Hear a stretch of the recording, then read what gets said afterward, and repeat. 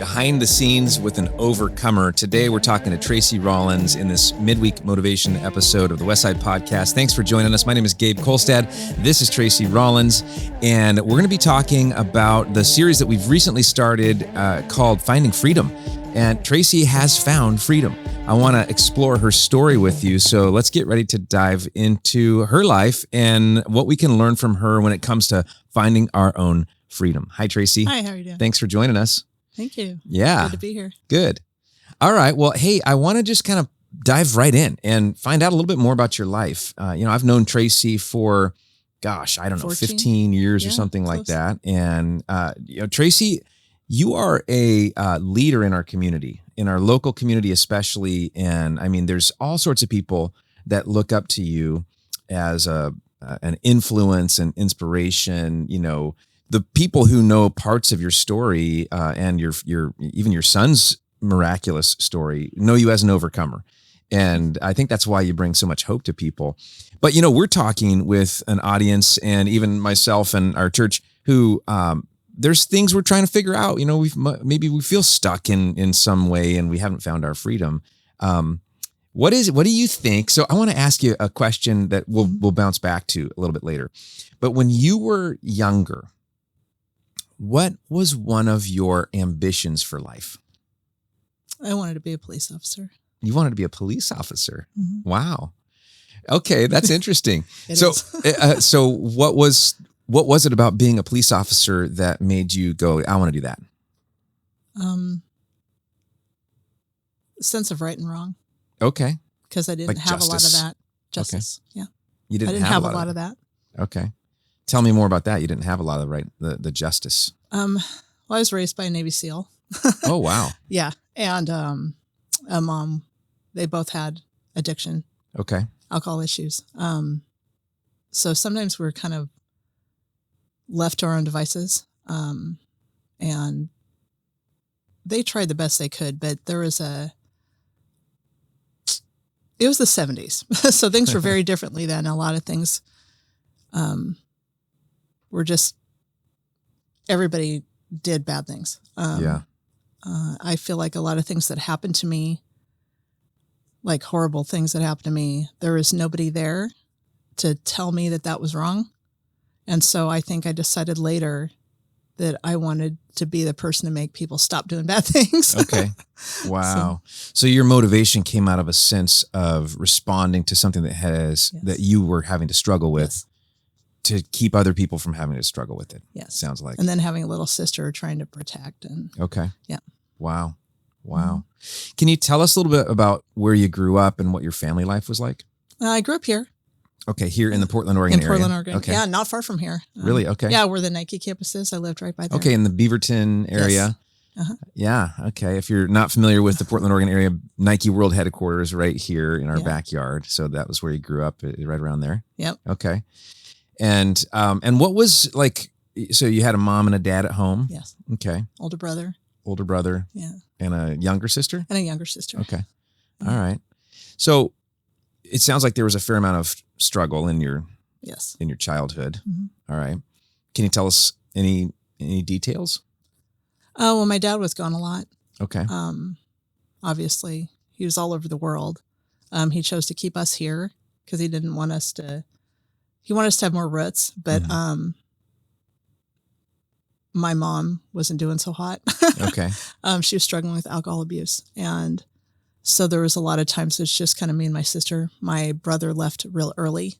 Okay. He left when I was 5, I think. He got in some trouble and he had to leave the state. And so it was I just kind of remember us growing up in kind of chaos, never knowing when my dad was going to be there, when he's not going to be there, if my mom was going to be sober. Things like that. Yeah. I can pinpoint it now, but then it was just kind of, we didn't live like other people, and we knew that.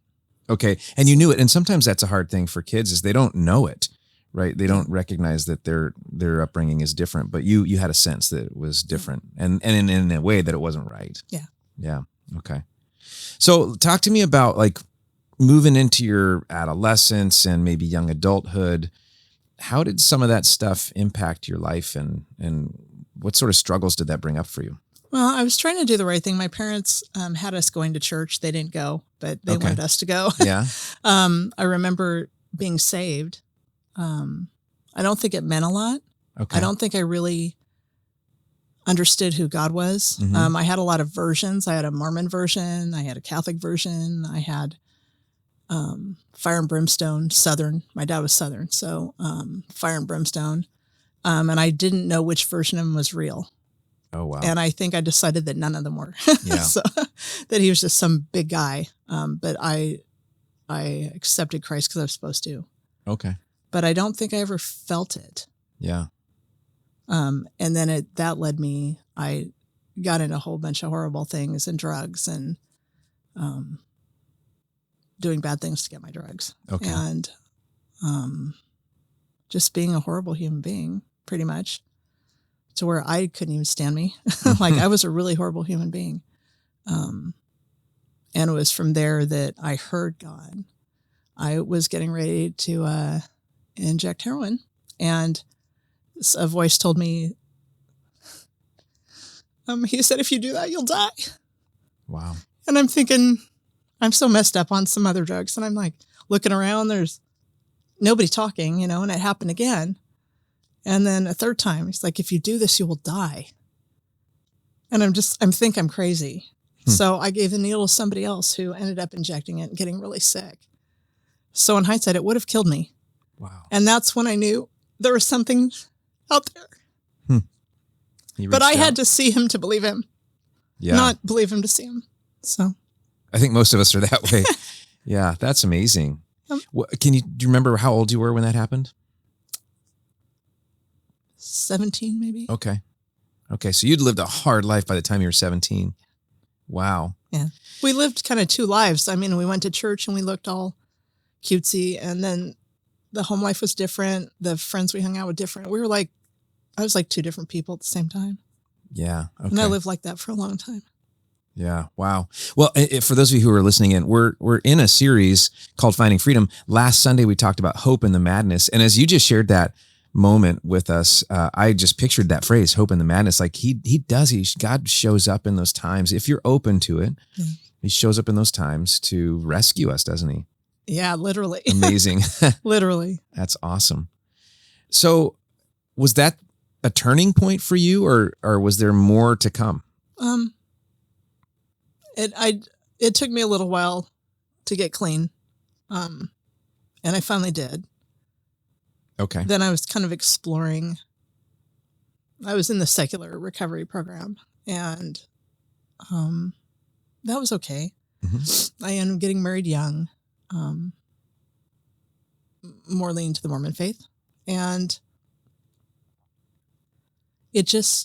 I wasn't ready I didn't know what I was doing. So, and I obviously didn't have any role models to teach me. Mm-hmm. So, in hindsight, I was actually kind of abusive. Okay. And I'm just recently come to terms with that I had really huge anger problems, trust issues, a lot of stuff. I didn't know how to have a functional relationship.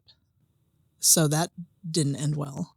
And then it was I didn't go back to drugs or anything like that. But I stayed in recovery, just kind of got lost again for a little while. Mm-hmm. And then just kind of started finding my way back. Okay. So I've spent a lot of my life wandering in and out of my faith and trying to figure things out with zero life experience or zero tools. Yeah. So. Okay. I want to just dive in a little bit to that statement right there. So, it seems to me like your struggle had really big moments in your childhood and even in your adolescence. And that then as an adult, you've pretty much been trying to recover from those struggles. And I mean, you're wearing a shirt right now that says Celebrate Recovery. Yes. If you're not aware of what Celebrate Recovery is, it's a 12-step Christ-centered recovery program. We host Celebrate Recovery Ministry here at our church. Tracy is a big part of it. And, it's fun to see you growing now. And I think in one way, you're an example of what growth is. It's forever. You're never done, right? You're going, I'm just now coming to terms with some of those things that I didn't realize before. Well, that's great. We should never be done growing. And so I'm proud of you for that. I had been coming to this church for years and never been to CR. Yeah. And so Nick and Heather brought me. Okay. And then when I got there, God goes, sit down. We got some stuff to do. And he was trying to get me to reunite my past me with my current me, because I had kind of forgotten a lot of things. I had denied a lot of things, like being a drug addict. Sure. So he was like, I need you to be the whole person so that you can help other people. Wow. So it was incredible. Was that hard? Yes. Okay. What's hard about it? Because most of the people here didn't know my real story. Okay. They know, you remember me being married to my last husband. Mm-hmm. And that was just awful. That was a really hard thing to go through. But a lot of people don't know where I really come from. And it wasn't until I went on outreach with Melissa that I told her who I really was. Really? And she was like, oh. Melissa's my wife. And yet yes. Tracy and my wife recently went on outreach together. Yeah. Yeah. And I realized that I have to tell my real story. Wow. Like I have to tell where I really, really come from and just how broken I was. But he needed me to recognize that. Yeah. Because he sent me on a path that day that was going to change my life again. And it was even back to last March when Connor got diagnosed. God changes my life on a dime. And that's the way he works with us. Yeah. It's just that fast.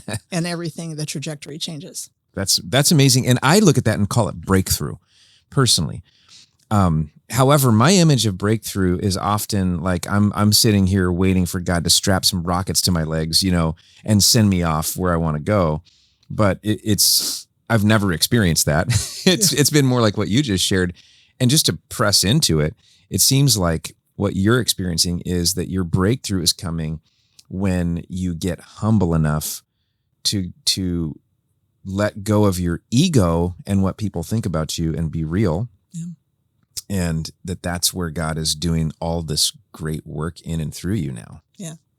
Because I've spent most of my life having a shell and only letting people so far in. Yeah. And letting them see what I want them to see. Okay. And I do. I'm kind of rough around the edges. I'm aware of that. You're a powerhouse. Yeah, thank you. Yeah. Even like teaching Taekwondo, Mm-hmm. there are some ladies, that kept trying to get to know me. And I'm like, nope, nope, I'll be your instructor. That's it. And they just kept kind of picking at me. Mm-hmm. And then I realized they were doing this goofy stuff to get my attention. And I was teaching them all these forms and they were doing them wrong on purpose. And my recently adopted son, Neil, he goes, they love you. And that was kind of start the breaking of my shell to let people in, to really let people in. And it wasn't 6 months later when Connor was diagnosed with cancer that I knew why God was doing that. Wow. Because he knew I was going to need these people. And so I can look back and see exactly where he was starting to crack the shells and making plans. And he knew what was coming. And he was like, I really need you to listen. Yep. I really need you to be ready, type of a thing. Wow. Because if I still had that shell up, there's no way Connor and I would have survived this. So. Wow. Okay. For those of you who are listening in and you're not sure what Connor's story is, can you give us in 60 seconds, what's Connor's story? March 1st, he had a stomach ache and he wanted to come home. And I said, if you're coming home, you're coming home, you're going to the doctor. Yeah. We found out he had a tumor. That tumor became cancer. The cancer mutated into something worse. They removed 85% of his stomach to save him. OHSU was finally like, we can't cure him. He's not treatable. We went to Texas and that's where he's being treated. He had a second tumor that was really going to do him in. That's the one we were worried about. And it disappeared. Incredible. Just miraculous. Lots of people praying for sure. Yeah. So OHSU said unexplained medical phenomenon. MD Anderson in Texas said miraculous healing. So we knew exactly where we needed to be. And we've just had miracle after miracle. And right now he's in partial remission, which means it's still there. It's not growing. It's not moving. And he, by all intents and purposes, should be gone. Wow. And it has been incredible to see his faith. Yeah. And he's an inspiration to me to trying to follow that.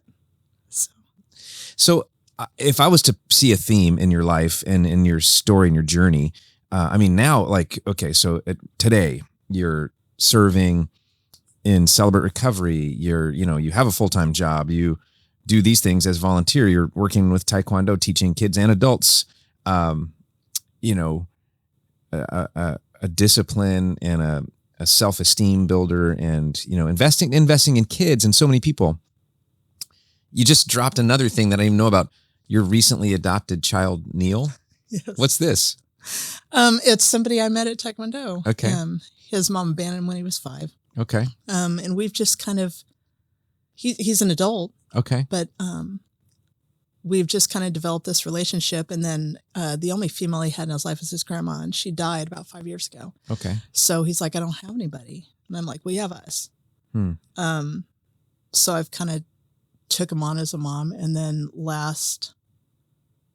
a year ago, last October, we're like, why don't we adopt him? Oh, we wow. found out we could. And so Connor's the one that actually asked him.